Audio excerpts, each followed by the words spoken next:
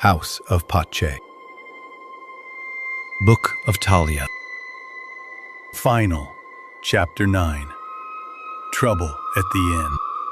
Like, comment, subscribe, buy me a coffee. Book available on Amazon. Slam! The guardsman's habit of slamming doors at the inn, despite our efforts to maintain a low profile, grated on my nerves. Old habits die hard indeed. As we arrived without incident, I instructed Scompari to devise a plan for stealing the silver and gold from within the inn. We sat outside on a low bench beneath the eaves, maps and plans spread between us. I walked Scompari through the security layout one last time. 8 guards guarding the merchandise. 4 posted outside the door to the room with the treasure. 2 at the top and 2 at the bottom of the stairs. 6 posing as patrons in the entry and 2 behind the counter. Every exit watched, every approach covered. After the briefing, we separated, but I kept him in sight, 4 men flanking me. He understood the rules. He would not leave my sight or stay with guards. The orders were simple and brutal.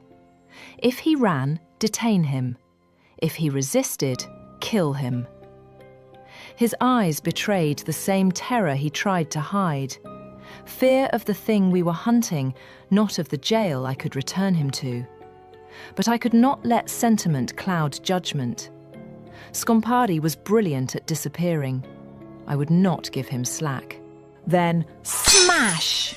Glass shattered inside the inn. Scompari's head snapped toward the sound. His body tightened in a single fluid motion.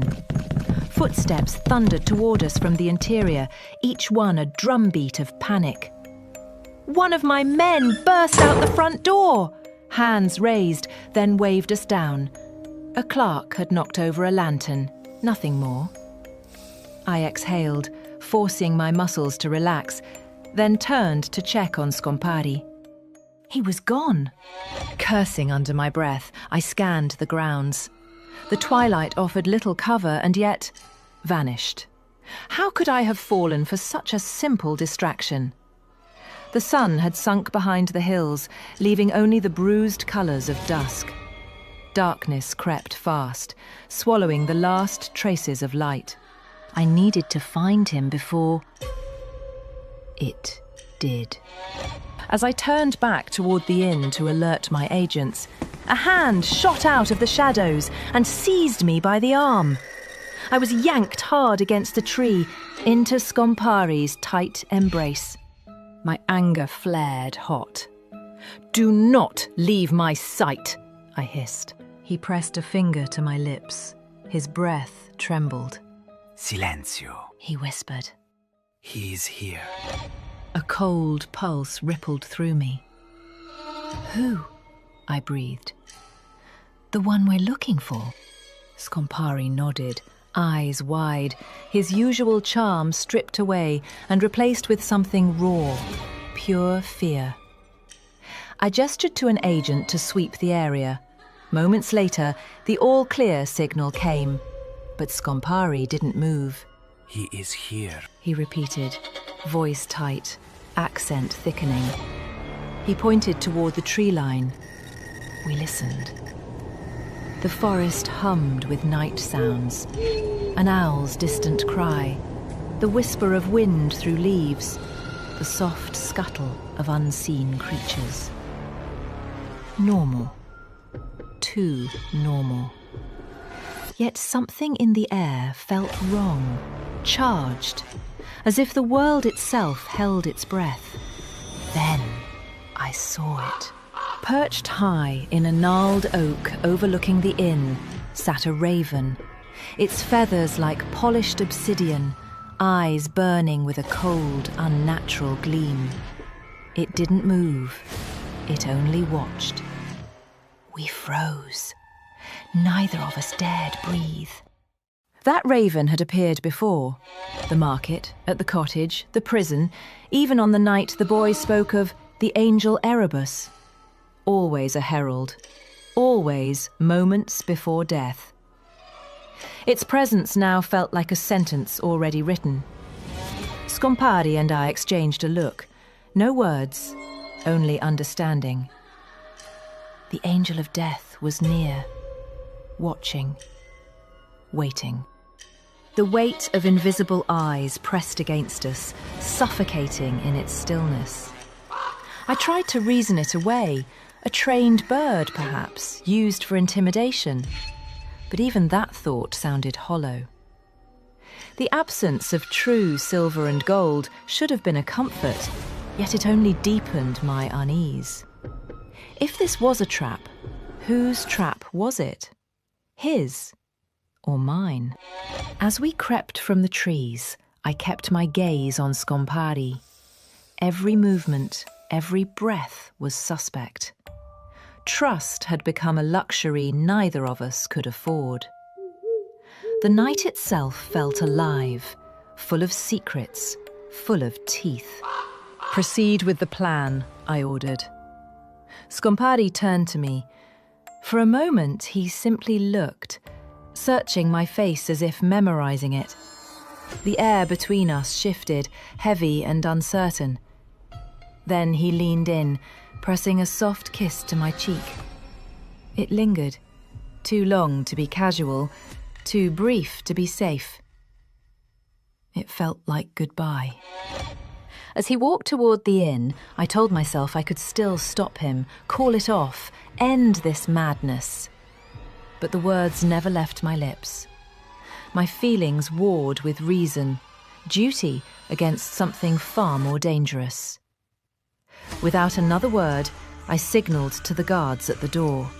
The final stage was in motion. Whether Scompari was our bait or the beast himself, one truth had settled cold and certain in my mind. Inside, I took a seat at a table near the back of the inn, forcing myself to appear calm, despite the storm raging in my thoughts. The air was thick with pipe smoke and murmured conversation, too ordinary for the danger I knew lingered just beyond these walls. Scompari entered moments later, every inch the charming rogue once more. His performance was flawless. Light-hearted banter, a teasing smile, a casual drink ordered from the bar. He moved through the room as though we were strangers, as though the fear outside had never existed. For a fleeting moment, I almost believed him. He caught my eye briefly, lifting his glass in a mock toast before turning toward the stairs. The gesture was small, almost imperceptible, but it felt like a goodbye. As he disappeared up the staircase, I gave the faintest signal to my guards. 2 men rose from their seats, silent as shadows, and followed. My pulse quickened. Every instinct screamed that this was it, the turning point. I rested my hand over the dagger hidden beneath my coat, my senses sharpened to every flicker of movement, every breath in the room. The inn felt different now, heavier, quieter, as if the building itself was holding its breath. A broad-shouldered man pushed through the inn door like a storm and stopped dead at our table. He smelled of smoke and leather and the ocean sun, with a smile tattoo on his forearm that marked him as one of the Costa di Sorriso. He moved without pretense, sat down beside me as if he owned the bench, and smiled. Agent, He said warmly, tipping an imaginary hat. you look as grave as a magistrate. Mind if I join you for a moment of company? I kept my face neutral. You take a chair. You answer questions, I said. Where is your clan tonight? What business have you here? His laugh was a low rumble. Well, business is best when it carries silver and song, He said, eyes flicking to the wagons in the yard. We heard a tale of coin and carriage. Too good to ignore. He leaned in, voice sudden and close. You were kind enough to bring it to our table, no? I felt the room tilt. The staged cargo was not meant to be so noisy, and yet it had been obvious enough to attract the wrong kind of attention.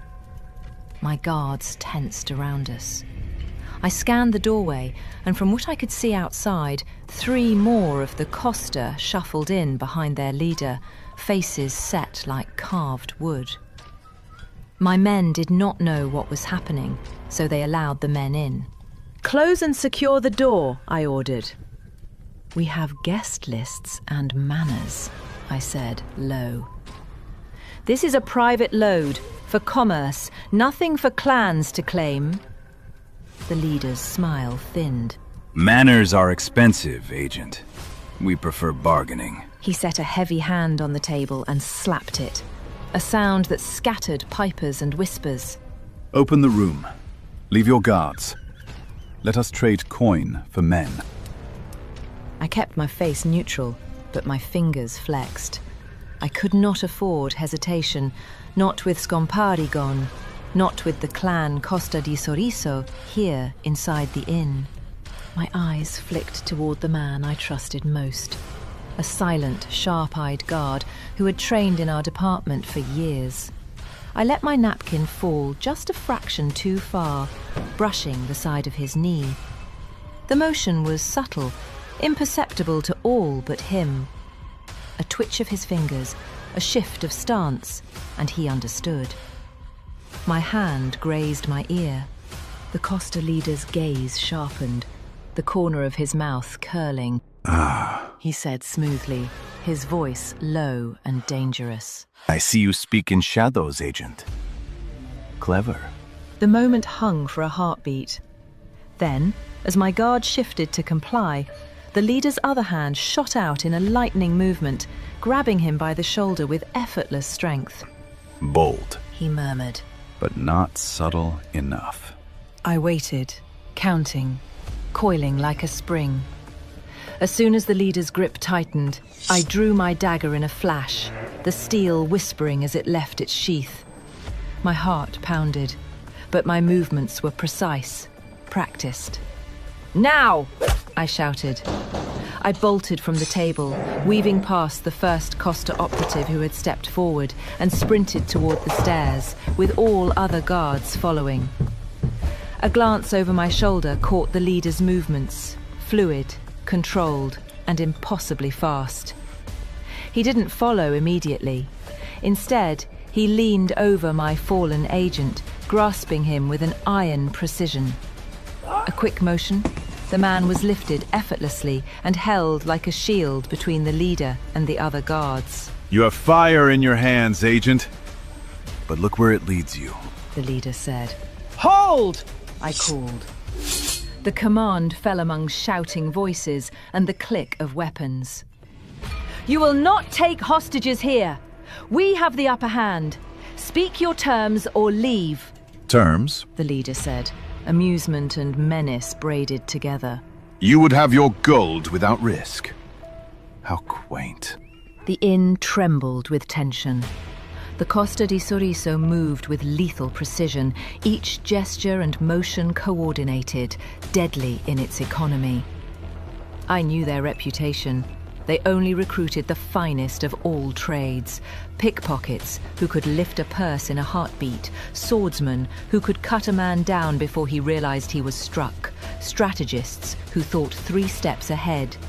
And they paid well to keep talent loyal. This was no ragtag gang. This was the untouchable clan, and there were bound to be more outside. Stairway was secure. The Costa leader's eyes flicked toward me, calculating, a predator amused by the play of prey. He saw my intent and smiled, a thin, dangerous crescent of teeth. You would deny us our due, Agent? He called, his voice carrying like a whip. Brave. Foolish. All at once. I forced a calm into my movements, letting the anger sharpen my precision. "Leave, or you'll regret it," I replied. Steel met air as the first of my men at the stairs grappled with an attacking Costa operative. The fight was brief, precise. There was no hesitation, no wasted motion. I surged up, planting my hand on the stair railing, and scrambled upward 2 steps at a time. The upper floor stretched before me, a corridor of shadows and low light. Every second mattered, every heartbeat threatened to betray my position. Surging up the stairs, I barked orders to the guards at the top. Men, hold the line! No one comes up these stairs without my say! 6 more guards flanked the stairwell as the guards below slowly backed up the stairs, forming a human barricade. Their blades and shield gleamed faintly in the lantern light, and I could see the tension in their shoulders, the silent understanding. If the Costa tried to follow, they would be met with steel. I pressed forward, reaching the landing and the corridor that led to the room where the gold and silver were. Shadows stretched long across the walls. I motioned the men in the room. "Secure the door! No one in, no one out until I give the word." They obeyed instantly, bolting the heavy doors and checking the locks, each movement precise and practiced. My pulse throbbed in my temples. The Costa di Sorriso were masters of patience and violence, and even with our precautions, they could strike at the right moment. I took a step closer to the chests, heart quickening. Something felt off. The latch on one chest didn't sit quite right, a fraction too high, the metal gleaming faintly under the lanterns. My instincts screamed at me. Something was wrong. I knelt, inspecting the lock carefully, my fingers brushing over the metal. With a quiet twist, the chest creaked open. Empty! All of it! Gold, silver, everything meant to bait the trap. Gone! My breath caught, and I staggered back a step, hand clenching the edge of the chest. Scompari. He had done it. A low, triumphant laugh, so familiar yet impossibly distant, echoed in my mind, and I pressed a hand to my forehead. Every step, every distraction, every staged coin bag had been part of his plan. He had anticipated the Costa's arrival, orchestrated the chaos, and vanished with the treasure before we even knew what had happened. The weight of it settled cold in my chest. We had been playing the roles he had written, moving exactly as he intended. The gold was gone, the silver gone, and the Costa di Sorriso were about to discover their prize was no longer within reach. I straightened, scanning my men. Move to the next room! We are compromised here! The Costa will come! We'll be ready! A muffled shout came from down the hall. The Costa leader's voice threaded with fury. Search every room! The clan had made it up the stairs. How had 4 men taken on all the guards? We did not have much time. Up against the door, I whispered an order. Men were crashing through other doors, 2 at a time. It sounded like a storm of thunder, with each forced entry getting closer. The room next to us crashes down. We were next. The Costa's shoulders thudding into oak with the practiced violence of men who'd broken 1,000 doors. My men braced on the other side, feet wedged into the floor, shoulders squared to the timbers. The whole inn shuddered with the impact. Dust rained from the lintel, and the smell of fresh-cut wood rose like a wound. My hands were flat against the inside of the door, palms pressing into the grain. Beside me, more guards pushed as I did, boots braced against the warped threshold. Leather met splintering wood in a dull percussion. Each strike should have bucked us loose, but the door did not give. Again, the thud of bodies, the grunt of effort. A man's voice below cursed in a language old as the sea. Heave! Break their bones! They cower behind boards while coins wait for the strong! My agents pushed harder, backs straining, breath ripping in hot huffs. The nails at our heels rasped, The wood groaned, but it did not split. A second, smaller crew lashed a thick iron bar to a pole and set a battering rhythm against the hinge. Wood rang. The whole inn shivered. Splinters flew outward where the Costa crashed and hammered, but the lock, my lock, held like a promise. Impossible! Acosta snarled, the sound muffled through the oak. They've nailed it from the inside. We had bolted it, tied the brace and slipped the bar into place, then palmed a final turn of iron. It was crude and sure, old wooden locks that trusted weight and metal more than clever hands. Long, loud boots shook the wood floor, arriving at our door. It was the leader of the clan, as another spoke to him. She's inside. The leader questioned, words flat as a blade. Bring me a guard. The leader ordered. Footsteps pounded the boards below, and then the sickening sound of someone being hauled up the stairs, not walking, but dragged. Leather squealed against wood. Open the door or I slit his throat. A small trail of blood seeps under the door. A warning. Time bent. The room smelled of hot iron and fear. I had no choice. I gave the order to remove the nails and open the door. The door creaked open as the guards held up their shield and swords ready in a tight line at the doorway. He gave a soft bark of amusement. You wound me with your gall. Now give me the coin. You want coin? You've already missed it. The chest is empty. He tightened his grip on the hostage, and the knife kissed skin. Empty? You lie, Agent. We did not ride out for nothing. Check the chest yourself, I said.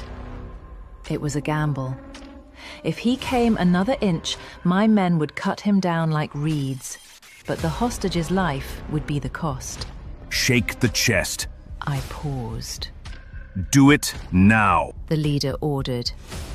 I walked over from the door to the chest and kicked it over. No cling of coins were heard.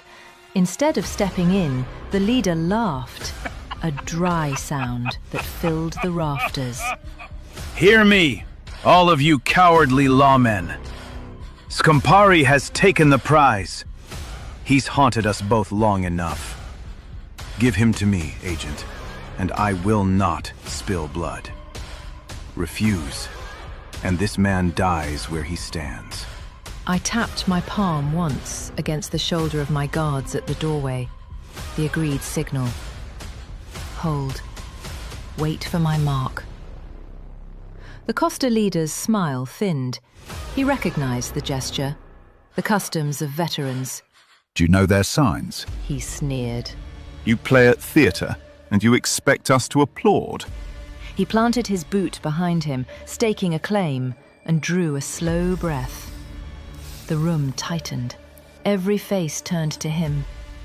Then, with the economy of a man who moves mountains for sport, he drove his heel towards the shield wall with a kick. The impact was not a gentle shove.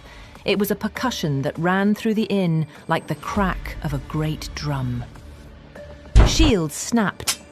The guards, who had braced the doorway, were thrown back as if an invisible hand had shoved them.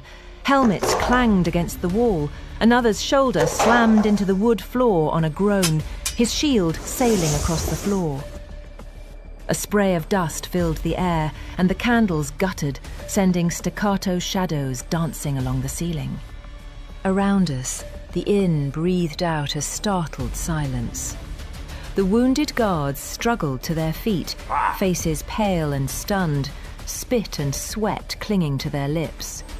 One staggered and tried to raise his shield again, but his arm shook like a man trying to lift a bell that refused to be lifted. Their training held, barely, but the mark of that strike would linger. Bruised ribs, wind knocked from lungs, a hesitation in their step. My pulse was hard and hot. Anger flared, but it was sharpened by calculation. He'd chosen not to rush in because he knew the geometry of the room. He knew how many men could swarm him at once. He wanted me to see his power without giving him a pretext for a fight that might cost him the hostage. He didn't sweat.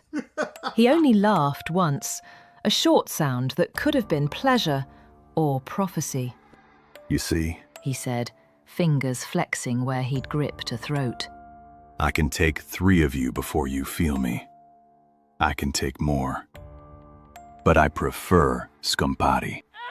The hostage squealed as the leader turned him to face me, the knife's point pinching the soft flesh under his jaw. Tell me where Scompari hides. The leader said, each word slow, clinical. My mouth went dry. Lies were useless now. He had ways to make a man sing. I looked to my men. They were bruised, bleeding, eyes rimmed with the cold glare of those who'd signed up for violence and been put in a different role than they'd expected. I had no answer. Scompari could be anywhere. In a tavern, on a ship, buried in snow. I didn't know. So, I said instead, buying time the only way I could, by speaking the obvious. You think I hide him? I don't know where he is, You lie. he replied. He's a thief, I tried. He takes advantage of chaos. He wanted this. He took it all and left, Enough. he said. His voice became a blade honed on winter. You waste my time and I feed it to the floor. He flicked his wrist, and the coster at his side advanced, raising a lamp. He did not wait for the knock or the crack. With one practiced motion, he grabbed the iron bar his men had used earlier, and with both hands bent it until the metal sang. The sound was small, horrible, and intimate. The ring of a promise broken. He held that bent iron like a question demanding. You give me Scompari, or I start with this one. He jabbed the point of the bar against the hostage's calf. Small, cruel, a way to show what would come next if terms were not met. The hostage hissed. Blood welled a dark star beneath fabric. "Stop! You'll kill him," I said, voice slicing the smoke. He smiled only at the idea. I will make them all taste fear until it becomes their master. And then we will pick the one who takes us to Scompari. Or we will cut until you give him to us. I dropped my head and tasted iron. The time I'd bought looked thin now, threadbare and frayed. I had nothing to bargain. If he'd set this to lure the coster here and take the gold, he'd also chosen tonight to turn a small town into a field where men bled for theatre. I would not let them butcher my men on the floor to prove a point. I don't know, I said, quiet at first, the words folded like a small, sharp thing between my lips. I swear to you, I don't know where Scompari is. The chest is empty. The coin is gone. I wasn't with him. I have no idea. The leader's laugh cut the air, short, incredulous. Speak up, woman. He barked, loud enough to make the rafters tremble. Do you mock me with whispers, while a blade rests at a throat? I raised my voice to answer his demand. Let it carry. He's gone. I don't know where. I'm telling you the truth. Around us, the inn listened. Candles guttering, the soft scrape of feet, men holding their breath.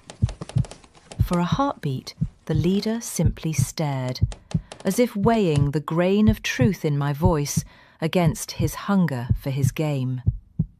His gaze moved over my men, their bruised faces, the ragged edge of an armband, the way they held their knives like children with toys. The calculation in his eyes was cold and immediate. Useless. He said, finally. They know our faces. They will feed your magistrates and the constable long before we finish with you. He tipped the hostage's chin with the point of his bar, forcing the man to meet his eyes. We cannot leave witnesses. Not after this. No, I breathed. You can't. In that heartbeat, he heard something behind him. Not a footfall, but the flutter of wings. A dry scrap of sound, like a coin sliding on wood. Heads turned. Even the hostage's shoulders twitched. A raven. The same lacquered thing that had haunted the edges of our investigations, slammed against the upper window and burst through the frame in a spray of splinters and feathers. It hit the floor between us and the leader, hopped once, and cocked its head. Its eye caught mine, and a current colder than winter walked up my spine. The inn's lamps guttered as a thin wind moved through the room, though none of the doors were open. The leader's grin faltered. For a second, I saw raw, human uncertainty cross his features. It was a fraction of time I took and squeezed, reading to order the attack. First the candles. One by one, as if snuffed by an invisible breath, the flames winked out. The inn folded into a black so absolute it seemed to drink sound. Moonlight poured through the broken upper window in a cold silver knife, drawing hard lines across the floorboards and the open chest's yawning mouth. Wood creaked somewhere down the corridor, settling or from shifting weight. It might as well have been a drumbeat. Nobody moved. Not because they dared not, but because the dark felt like a thing with teeth. Then, from the stairwell below, a single thump. Then another, and another, slow, deliberate as a heartbeat. A candle guttered, an ember fighting for breath, and flared back to life on the far wall, throwing the room into a jagged chiaroscuro. In that hard, sudden light, I saw him. The leader, perfectly composed, standing alone in the hallway. He held my man by the collar like a prize, the knife's glint cruel and patient. Around his feet, where a minute before men had moved with practised menace, 3 of his gang lay slumped on the floor, limbs twisted at angles that spoke of sudden betrayal by their own bodies. One let out a small, rasping sound and lay still. Then something moved. Movement from behind the leader. At first, it was nothing but the suggestion of weight, an absence that the lamplight could not touch. The shadow lengthened like ink spilled across the floorboards, seeping up the wall until it swallowed the leader's boots. It thickened, folding itself into edges that were wrong for mere absence, a shoulder that curved too high, a head that sat too broad, a chest like a hung sail. The silhouette dwarfed him, filling the hallway as if a mountain had stepped into a room built for men. My men froze where they stood. The feathered shadow cast over the leader's back made the man look suddenly small, the hostage a child in his arms. The candle winked. The flame guttered like a lung collapsing. In the panicked instant before the light died, I saw the leader's shoulders tense. From the look on our faces, he knew something was not right. Then, in the space where the candle had been, everything inhaled and sank into a silence that had weight. Even the boards seemed to hold their breath. When the light died, the darkness was not empty. It was a pressure, a thing that pressed against the skin and the bones and the lungs. The only sound was a single soft scrape, like a nail drawn slowly across wood. Then nothing. Absolute, unnatural nothing. I stepped forward, my voice small in the hollow quiet. "Report," I snapped, more to break the spell than because I expected an answer. For a heartbeat, there was movement at the edge of my hearing. Shuffling, the soft collapse of cloth on floorboards. Then, as if the room had been shaken, the leader and the 3 men at his feet were gone. No bodies, no footprints leading out. The hostage slumped forward, limp and unbound, the knife a dull star on the planks beside him. Where the leader had stood, there was only the faint smear of something oily on the floor and the lingering scent of smoke and cold metal. A dozen questions broke on me at once. My men gathered close, eyes wide and raw. "Where did they go?" a guard rasped, voice thin. I hesitated, torn between the instinct to flee and the urge to risk an arrow through the dark. The archer beside me shifted, the bowstring whispering under strain. Then, tap, tap, tap, tap, tap, a sound, slow, deliberate, from the hallway beyond on the wood wall. Each tap grew louder, closer, measured like a heartbeat dragged through water. It pulled at something deep and primal, the kind of dread that comes before you even know why you're afraid. The tapping reached our door, paused. Then came 3 final, slower strikes. Tap, tap, tap, and silence. Seconds stretched into minutes. The air itself seemed to listen. Then, in the doorway, a silhouette took form, solid, patient, waiting. Was it Scompari? "Identify yourself!" The archer barked, bow drawn taut, his voice cutting the stillness. The figure didn't answer. Only the tapping answered, slow and taunting. Tap, tap. The dark held its breath. "Fire!" I snapped. The arrow hissed through the air and struck wood with a hollow thud. No cry, no motion. Just absence. The silhouette was gone. The room seemed to shrink, our own breathing suddenly too loud. 2 heavy steps echoed, followed by a blur, a rush of air and force that knocked the wind from my chest. The archer's bow clattered across the floorboards. He, along with all guards in the room, collapsed. In the heartbeat that followed, a shadow loomed above the archer's body. Its shape was human, almost, but the darkness around it moved as though alive, reluctant to let it go. Then a light. Those eyes, ice blue, burning through the dark for one impossible second before vanishing. "Find what you have been looking for?" I heard the sound Scompari described. The voice that made the entire room seem to shake with each word. It was low, controlled, the kind that didn't need volume to command fear.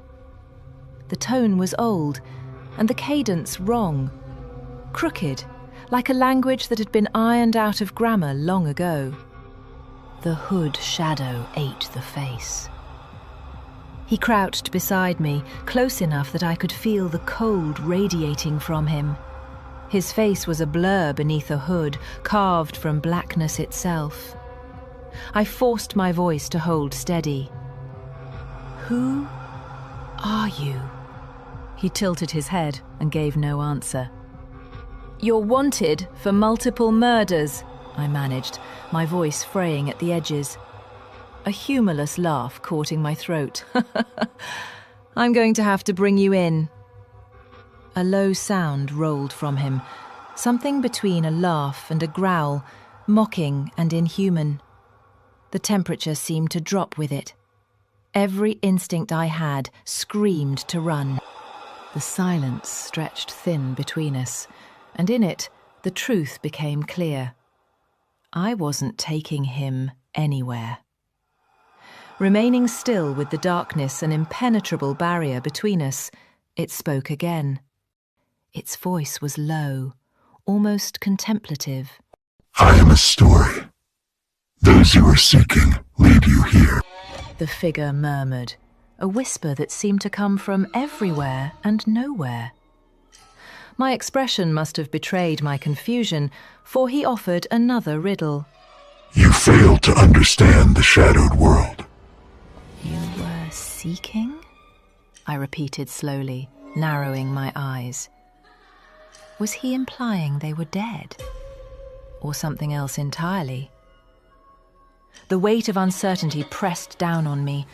I forced myself to press for clarity, though the sound of his voice made me curl inward.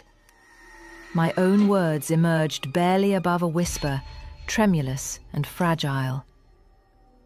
What is the shadowed world? He tilted his head, an eerily human gesture that clashed with the inhuman stillness of his presence. The air thickened around me, pressing close, as if the very room leaned in to listen. I gave the faintest nod, bracing for whatever he might ask next. My voice trembling despite my effort to stay steady, asking, "Are you Scompari?" The figure's head tilted, a movement both deliberate and unsettlingly unnatural. Its voice, when it came, was low, like shadows scraping along stone. Scompari, it echoed, each syllable heavy with a meaning I couldn't grasp. Then, as if weighing my very soul, it added, Who is this thief to you? My pulse jumped. Scompari. He was here in some way, guiding me down this twisted path. Why ask about this question? Was there a connection I had missed? Was this another layer of the deception Scompari was known for, or a test? My thoughts spiraled, but I remained silent. Any answer could be wrong, any move fatal. Then I felt it, motion. The weight of a hand on my shoulder, pressing briefly, impossibly. I had not seen it approach. It was heavy, yet insubstantial, a hand both present and absent.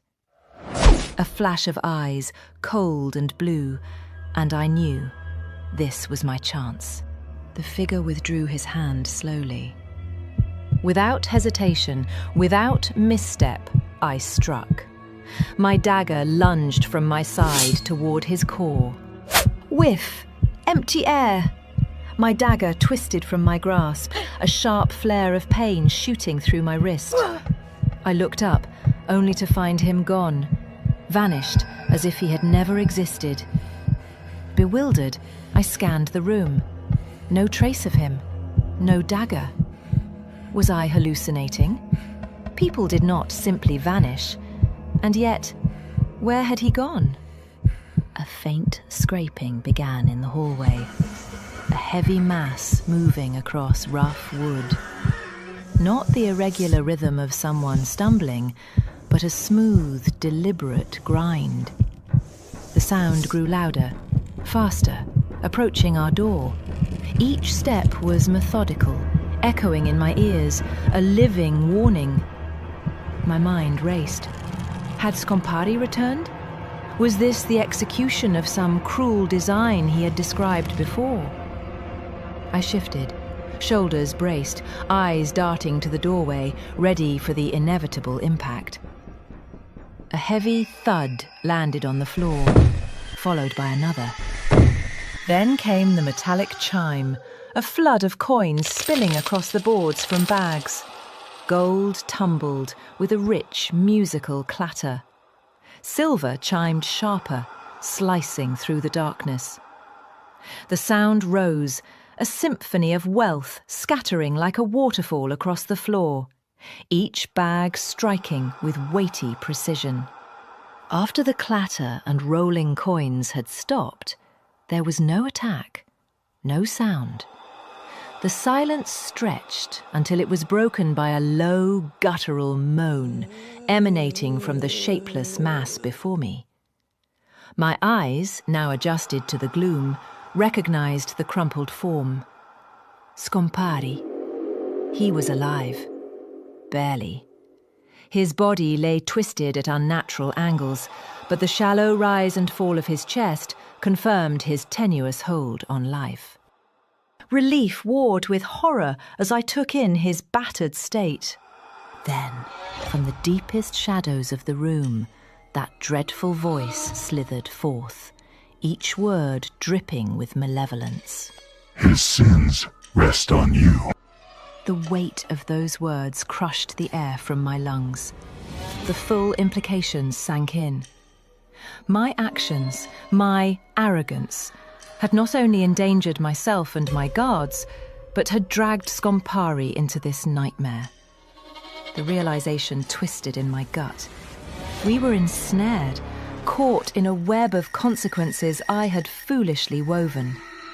Bitter regret coated my tongue. Had I only listened to Scompari's warnings, heeded his hard-earned wisdom, we would not be trapped in this hellish calculus. Now, facing the result of my hubris, I understood the price of ignoring his counsel. I gripped Scompari tightly, positioning myself to shield his broken body with my own. It would be me who bore whatever horrors came next. His sins are mine, were the words. I braced, eyes squeezed shut, anticipating pain, or worse. But nothing. The oppressive presence that had filled the room moments ago simply vanished, as if some immense weight had lifted, not only from the air around us, but from my very soul. Cautiously, I opened my eyes, scanning the shadows for any sign of the entity. The room was empty, save for Scompari and me. The silence felt different now, not menacing, but almost expectant. I looked down at Scompari. His breathing was easier, though he remained incoherent. Had my willingness to sacrifice myself changed something? Was this real, or a trick of my frayed mind? Nobody just disappears. The same raven, a silhouette of midnight against the pale moonlight, perched on the open windowsill. Its obsidian feathers absorbed the scant light, creating a void shaped like a bird. For a moment, it fixed us with its gaze, eyes like polished onyx, reflecting pinpricks of starlight. They held an intelligence far beyond any ordinary creature, seeming to peer not just at us, but through us. Breaking the spell of unease, it let out a single resonant "Ka!", a sound that carried through the still night with finality, heavy with foreboding. The raven spread its wings. Moonlight caught the edges of its feathers, tracing a brief, silvery outline before it launched into the night. As it flew, it seemed to dissolve into the darkness, melding with the shadows cloaking the world outside. In its wake, the room grew colder, the darkness deeper.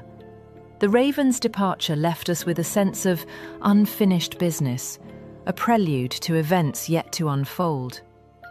We stood in silence, eyes fixed on the empty window, knowing this visitation was both a warning and a promise of what was to come. Checking on my guards, I realized the scope of what we had just survived. Every one of them, 24 in total, lay unconscious at various points across the tavern. Well-trained soldiers, seasoned in every conceivable threat, now rendered inert by something I could neither rationalize nor comprehend. Some bore bruises and bumps, nothing fatal, yet the fear in their eyes and the tremor in their voices told me more than any wound ever could. This was real. It had happened, and rational explanations could not account for it. Costa di Sorriso. Every one of them was gone. No trace, no bodies, no signs of retreat. Relief rippled through me, first unbidden. The immediate danger was gone, and for that my body sagged with the smallest release of tension. But my mind, ever the investigator, rebelled against relief. People don't simply vanish. The clan's intent had been singular: to take the gold and silver or die trying. So where were they? Scompari's memory returned in disjointed flashes. He remembered moving down a dimly lit corridor, the gold and silver secured in a locked room. Then, a sudden suffocating presence behind him. He turned, and there it was, the shadowy figure coalescing from the darkness. A sensation like being underwater overtook him.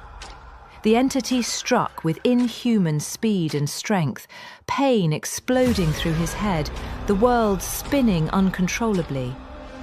He recalled a fleeting, violent dragging across rough wood.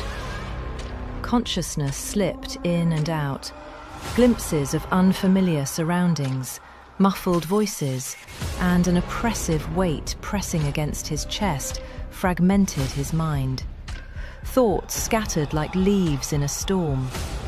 He knew everything, Scompari finally muttered, his voice hoarse, ragged with memory. We need a better plan next time, I said, tension sharpening each word, though my mind was already spinning with possibilities. Scompari ran his hands through his hair, agitation spilling into every movement. Better plan? Cara mia, you are mad. We are lucky to be alive. His fear mirrored my own. We had faced something that defied logic, a force beyond human comprehension. Could this be the figure from childhood nightmares? I am a story, the one whispered about in hushed tones by adults as a cautionary tale. My instincts screamed yes, yet my rational mind fought to deny it. Then what do you suggest? I pressed, forcing steadiness into my voice. We can't just retreat. He exhaled deeply, his gaze locking on mine with a mixture of resignation and determination. We need to understand what we're truly facing. This isn't about a thief or a crime or a mystery anymore. This is ancient. Something powerful. Something older than any law. Older than any order. I listened, letting the weight of his words settle. We had stepped into uncharted territory, far beyond the ordinary justice of the world we knew.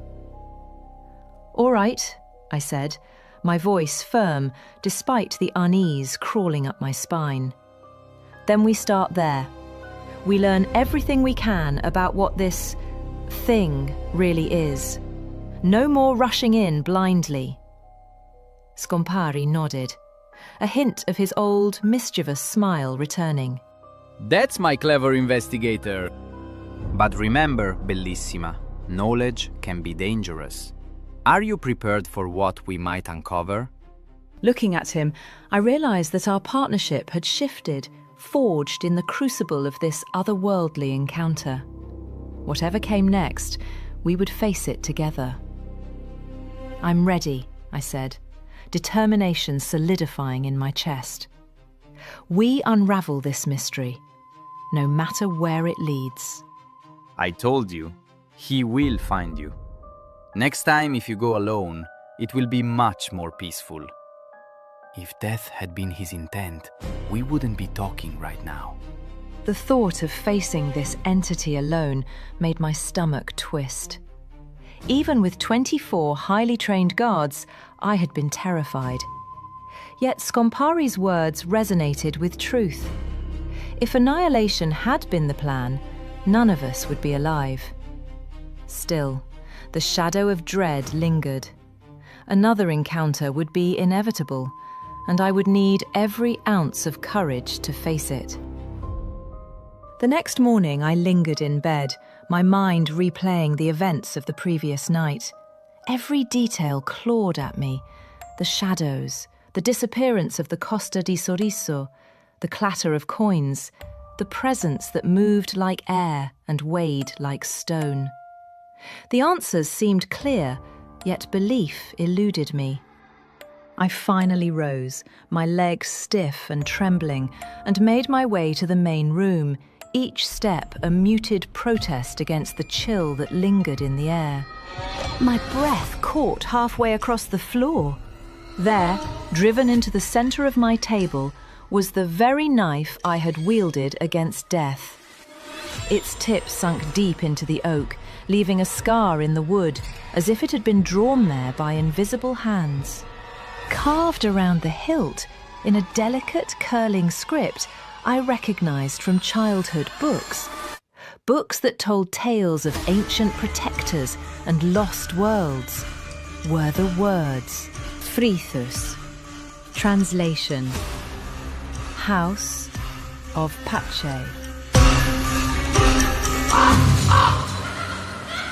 Next, Book of Rage. Buy me a coffee. Support me and the channel to create more content. Go to the link in the description. Book available on Amazon. Like, comment, subscribe. House of Pace. Book of Tahlia.